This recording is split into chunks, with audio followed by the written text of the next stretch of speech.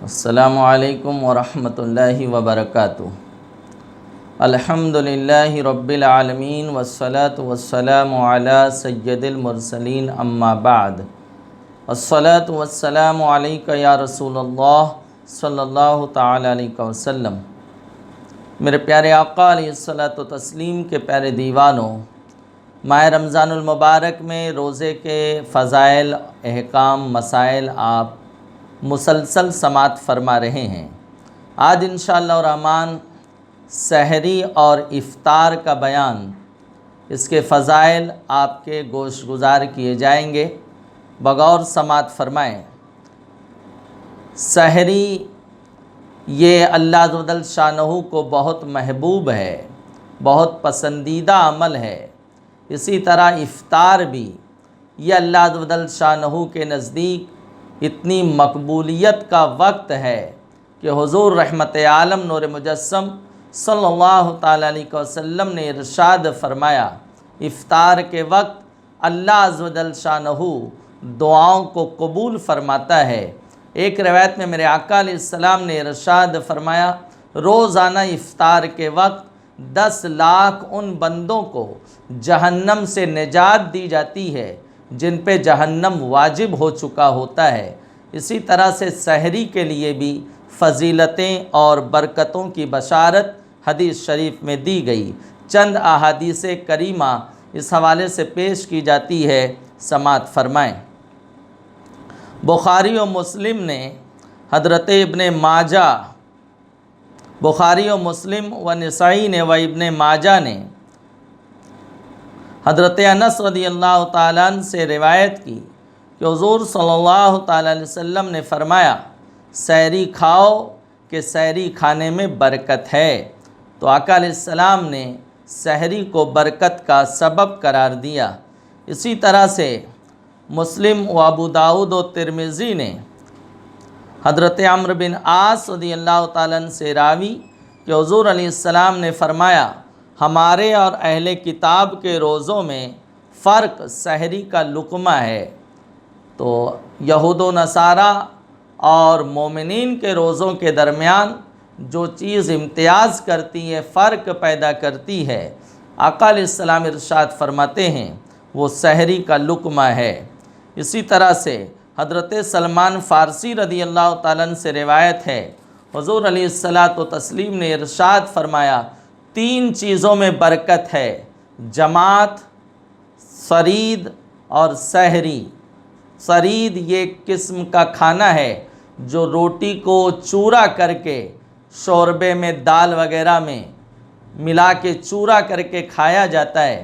آقا علیہ الصلاۃ والتسلیم اسے پسند فرماتے تھے۔ تو سحری بھی مصطفیٰ جان رحمت صلی اللہ علیہ وسلم کو پسند ہے، اور ان 3 چیزوں میں برکت کا جو ذکر آیا اس میں سحری کو بھی بیان کیا گیا۔ اسی طرح سے حضرت ابن عمر رضی اللہ تعالیٰ عنہ سے روایت ہے، حضور علیہ السلام نے فرمایا، اللہ عز و جل اور اس کے فرشتے سحری کھانے والوں پر درود بھیجتے ہیں۔ سبحان اللہ، کتنا بابرکت عمل ہے یہ۔ ہم سحری کھا رہے ہیں، اپنی ضرورت پوری کر رہے ہیں، لیکن اللہ عز و جل شانہ اور اس کے معصوم فرشتے اس عمل کے کرنے والے پر، سحری کھانے والوں پر درود بھیجتے ہیں۔ یاد رکھیں، جب بھی درود کی نسبت مصطفیٰ جان رحمت صلی اللہ تعالیٰ علیہ وسلم کے علاوہ کسی اور کی جانب ہوگی، جیسے یہاں امت کی جانب ہے، تو حضرت شیخ عبدالحق محقق دہلوی رضی اللہ تعالیٰ نے فرمایا وہاں مراد دعائے مغفرت ہے، دعائے رحمت ہے۔ تو خلاصہ یہ کہ اللہ عز و جل شانہ بھی ان کی مغفرت چاہتا ہے، اور اللہ عز و جل شانہ کے معصوم فرشتے ان کے لیے دعائیں کرتے ہیں جو سحری کیا کرتے ہیں۔ اس لیے اسے ترک نہ کی جائے۔ سحری کی حاجت نہیں بھی ہے، جب بھی سحری کرو، اگر زیادہ نہیں تو آقا علیہ السلام نے فرمایا سحری کرو، اگرچہ پانی کے چند گھونٹ سے ہی کرو، چند کھجور سے ہی کرو، لیکن سحری کو ترک نہیں کرنا چاہیے۔ بعض لوگ لیٹ نائٹ کھانا وغیرہ کھا کے سو جاتے ہیں، اب حاجت نہیں ہے تو سحری نہیں کرتے، تو یاد رکھیں نہیں کھانے کی حاجت ہے، پانی ہی پی لیجئے سحری کی نیت سے، تو یہ برکتیں اور یہ فضیلتیں آپ کو حاصل ہوں گی۔ اسی طرح سے امام احمد ابو سعید خدری رضی اللہ تعالیٰ عنہ سے راوی کہ رسول اللہ صلی اللہ علیہ وسلم نے فرمایا سحری کل کی کل برکت ہے، اسے نہ چھوڑنا، اگرچہ ایک گھونٹ پانی ہی پی کر سحری کی جائے۔ اور اس کے کرنے والے پر سرکار السلام نے اس روایت میں بھی فرمایا فرشتے درود بھیجتے ہیں۔ میرے پیارے آقا علیہ السلام کے پیارے دیوانوں، اسی طرح سے تاجدار کائنات علیہ السلام مزید ارشاد فرماتے ہیں کہ اللہ عز و جل شانہ نے فرمایا میرے بندوں میں مجھے زیادہ پیارا وہ ہے جو افطار میں جلدی کرتا ہے۔ اور دوسری روایت میں آیا کہ آقا علیہ السلام نے فرمایا 3 چیزوں کو اللہ عز و جل محبوب رکھتا ہے، افطار میں جلدی کرنا، سحری میں تاخیر کرنا اور نماز میں ہاتھ پر ہاتھ رکھنا۔ تو سحری میں تاخیر یہ اللہ عز و جل شانہ کو بہت پسند ہے، اور افطار میں جلدی کرنا یہ اللہ عز و جل شانہ کو پسند ہے۔ سحری میں تاخیر سے مراد اتنی تاخیر نہیں کہ صبح صادق کا شک ہونے لگ جائے، یا بعض لوگ جو ہے اذان تک کھاتے ہیں تو معاذ اللہ ان کا روزہ ہی ضائع ہوگا، قضا واجب ہوگی۔ اذان کا تعلق روزے سے نہیں ہے، صبح صادق تک جو ہے سحری کا وقت ہے، کھانے پینے کا وقت ہے۔ اذان صبح صادق کے بعد ہوتی ہے، ماہ رمضان میں 2-4 منٹ بعد ہوتی ہے، کہیں 5 منٹ بعد ہوتی ہے، اور دیگر دنوں میں تو 10-15 منٹ بعد ہوتی ہے۔ تو سحری کا تعلق، کھانے پینے کا تعلق اذان سے نہیں ہے، صبح صادق شروع ہونے سے پہلے فارغ ہو جائیں۔ تو سحری میں تاخیر یہ اللہ عز و جل شانہ کو پسند ہے۔ تو تاخیر سے مراد یہ ہے کہ اس کا شک نہ رہ جائے کہ صبح صادق ہو گئی، اس سے پہلے یعنی جو رائٹ ٹائم ہے اس سے 8-10 منٹ پہلے کھا پی کر آپ فارغ ہو جائیں، انشاءاللہ یہ فضیلت آپ کو حاصل ہوگی۔ اسی طرح افطار میں جلدی سے مراد اب یہ نہیں کہ غروب نہیں ہوا اور آپ جلدی اتنی کر ڈالیں کہ اپنا روزہ ہی آپ ضائع کر بیٹھیں۔ جلدی سے مراد یہ ہے کہ جب گمان غالب ہو جائے کہ سورج ڈوب گیا، تو اب جو ہے بلکہ یقین ہو جائے کہ سورج ڈوب گیا تو اب تاخیر نہیں کی جائے گی۔ اور آج مساجد وغیرہ میں اعلان ہوتے ہیں، گھڑی وغیرہ کا ماحول ہے، کہیں سائرن وغیرہ بجتا ہے، تو جو ہے کچھ ہماری بھی ذمہ داری ہوتی ہے، سب مؤذن پر ہی ڈیپینڈ نہ کریں کہ اگر اس سے کچھ غلطی ہو جائے تو سب کے روزوں کا وہ ذمہ دار نہیں ہے، بلکہ ہم بھی اپنے روزے کی فکر کریں، اپنی گھڑی وغیرہ ٹائم وغیرہ صحیح سیٹ رکھیں، اور جب بالکل اعتماد ہو جائے تو روزہ افطار کریں۔ میرے پیارے آقا علیہ الصلاۃ والتسلیم کے پیارے دیوانوں،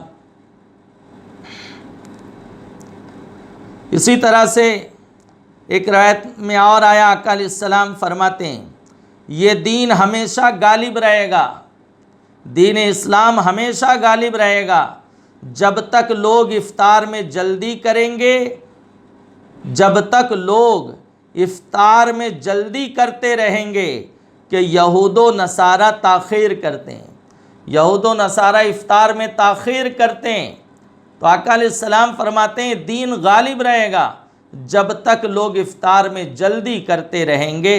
تو افطار میں جلدی کی جائے، جلدی سے مراد کیا وہ میں نے واضح کر دیا۔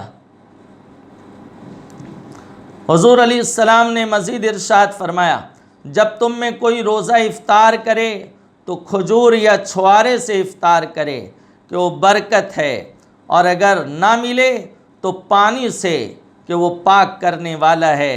تو آقا علیہ الصلاۃ والتسلیم نے اس کی تعلیم دی، سنت ہے کہ افطار کے موقع پہ کھجور تناول کیا جائے، کھایا جائے۔ کھجور نہ ہو تو خشک کھجور جو ہے چھوارا، اس کا استعمال کیا جائے، اور یہ بھی نہیں ہے تو پانی تو دستیاب رہتا ہے، پانی سے افطار کر لی جائے، اور اس کے بعد جو دعا ہے اللہم لک صمت وعلی رزقک افطرت، یہ پڑھ لی جائے۔ بعض لوگ اس دعا کو افطار سے پہلے پڑھتے ہیں، افطار سے پہلے بسم اللہ شریف پڑھیں گے، اب کھجور وغیرہ کھا لیے، اب یہ دعا پڑھیں گے، افطار کے بعد یہ دعا پڑھائی جائے گی۔ افطار سے پہلے پڑھنا یہ درست نہیں ہے۔ حضور علیہ الصلاۃ والتسلیم نے ارشاد فرمایا، جو روزے دار کا روزہ افطار کرائے یا غازی کا سامان کر دے تو اسے بھی اتنا ہی ثواب ملے گا۔ یعنی جو جہاد کے لیے گیا تھا واپس آیا، اسے غازی کہتے ہیں، تو اس مجاہد کی جو مدد کرے گا اس پہ جتنا ثواب ہے مولا کریم روزہ افطار کرنے والے کو اتنا اجر عطا فرماتا ہے۔ حضرت سلمان فارسی رضی اللہ تعالیٰ عنہ سے روایت ہے، حضور علیہ السلام نے فرمایا، جس نے حلال کھانے یا پانی سے روزہ افطار کرایا، فرشتے ماہ رمضان کے اوقات میں اس کے لیے استغفار کرتے ہیں، اور جبریل علیہ السلام شب قدر میں اس کے لیے استغفار کرتے ہیں۔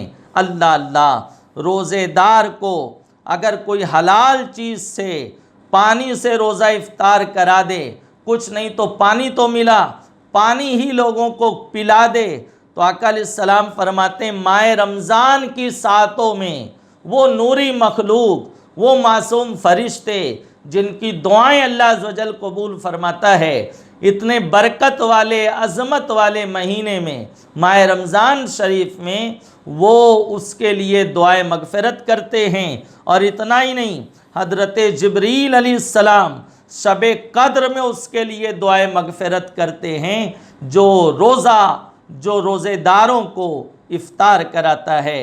ایک روایت میں ہے، جو حلال کمائی سے رمضان میں روزہ افطار کرائے، رمضان کی تمام راتوں میں فرشتے اس پر درود بھیجتے ہیں، اور شب قدر میں جبریل امین اس سے مصافحہ کرتے ہیں۔